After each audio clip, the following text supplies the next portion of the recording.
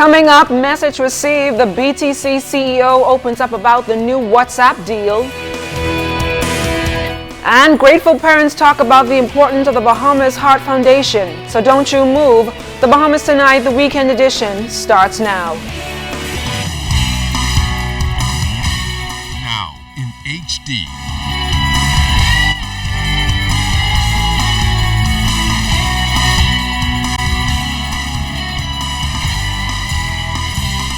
ZNS Network presents The Bahamas Tonight. This portion of the news brought to you by BTC Every Day. Good evening and happy Valentine's Day to all of you. I'm LaDawn Davis. Thanks so much for tuning in. Topping the news tonight, WhatsApp users in the Bahamas became uneasy last week after learning that a deal was in the making between Cable and Wireless and the popular texting app. Our Jared Higgs caught up with the CEO of the Bahamas Telecommunications Company, who says while there isn't much BTC can do about the upper-level dealings of their parent company, Cable and Wireless, over-the-top operators like WhatsApp are making it difficult for mobile operators to retain profits. The news of a potential deal between Cable and Wireless, the parent company of BTC, and favorite texting app, WhatsApp, sent shockwaves through communities of Bahamians at home and abroad. According to a statement released by BTC, they will not be charging you to use WhatsApp. However, they made it clear that no other provider that comes to the Bahamas will have access to the app either.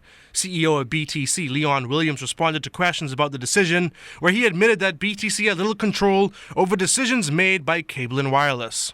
BTC is part of a bigger company called Cable and Wireless. It's one of the 14 markets. So when Cable and Wireless goes out and negotiates a partnership, for example, with WhatsApp, and whether it's WhatsApp or any OTT operator, it's the same thing that applies. Last year, Cable and Wireless went out and negotiated a deal with Columbus Crossing. There was a merger. In the news right now, there are talks about Liberty buying Cable and Wireless, which is the parent company of BTC. BTC has very little input in that. According to Williams, services like WhatsApp take a huge chunk of revenue out of the pockets of mobile operators. At the Canto conference in Haiti, it was revealed that Cable and Wireless's major competitor, Digicel, estimated losses of $50 million due to WhatsApp in that territory. Williams says that's a troubling fact, considering what the experts say about the industry's future. The question is, how do you move forward? Because the predictors and the forecasters have stated that mobile companies will not make profit within 3 years if they continue the present business model.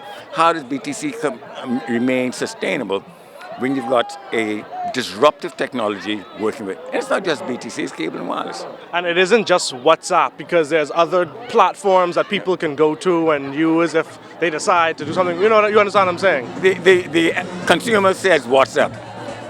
In the industry, telecom companies all over the world, we call it OTT, over-the-top operators, who come onto your network, use your network, pay you no revenue, pay you no dividends, employ nobody in country, pay no taxes within country.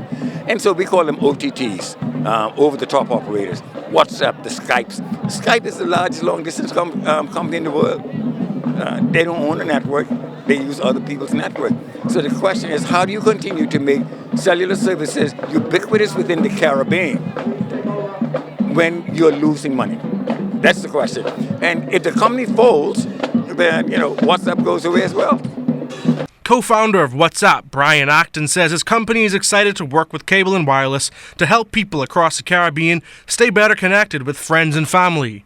CWC's Consumer Group President John Reed said since the emergence of over-the-top communication services, CWC has maintained its commitment to work with authorized service providers to ensure customers have access to world-leading services on their devices running on the region's best networks.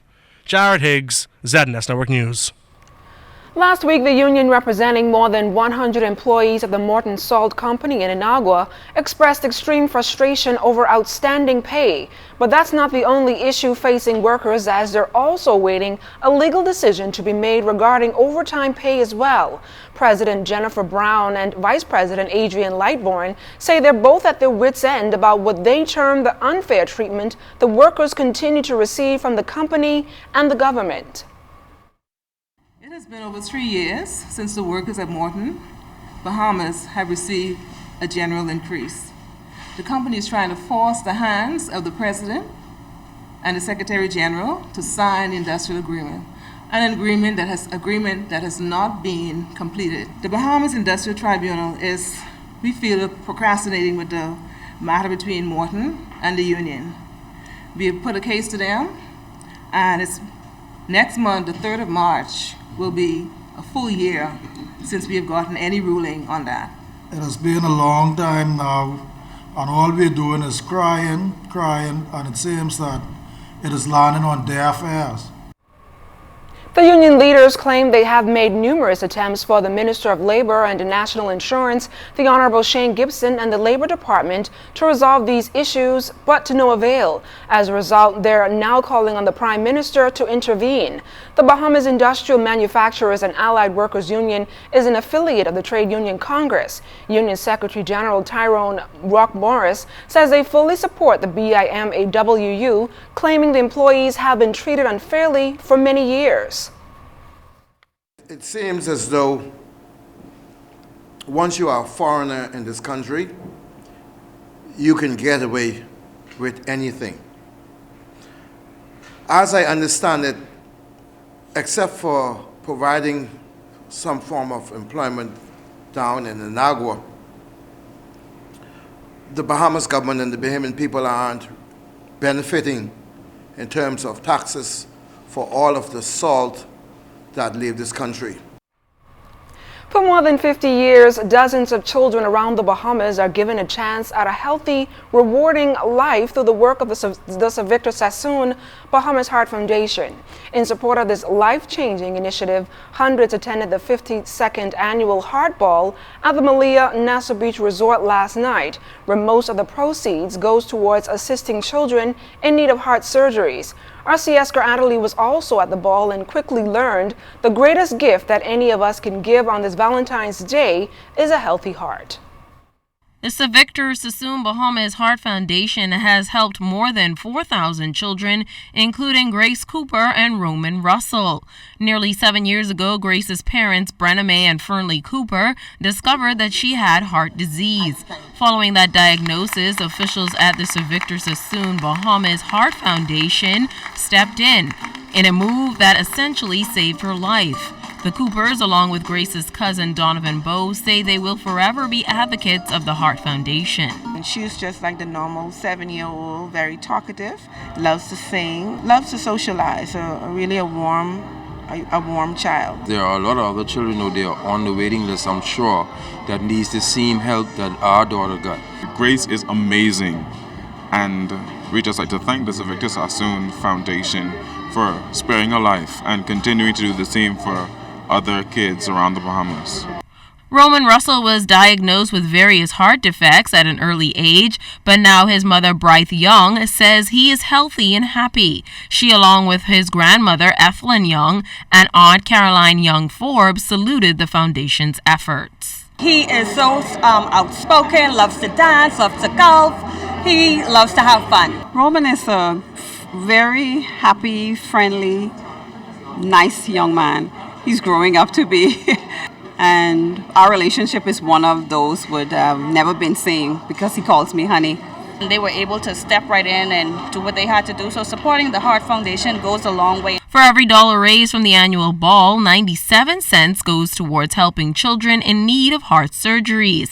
Noting the cost of these surgeries are extremely high, Foundation Chairman Ari Barnes and Heart Ball Committee's Public Relations Officer Sandra Kemp stressed the need for public support. Here in Nassau, it runs between 10 and 30,000.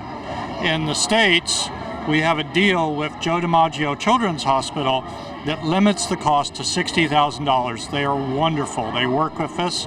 If you walked in off the street, those surgeries would be $250,000 to $300,000. People know when they come here, they really are helping to make a difference in the lives of our young Bahamian heart patients who are born with conditions that just nobody could see coming.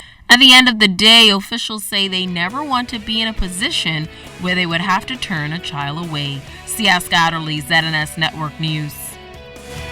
Stay close, there's more news on this Valentine's Day. You're watching the Bahamas Tonight, the weekend edition.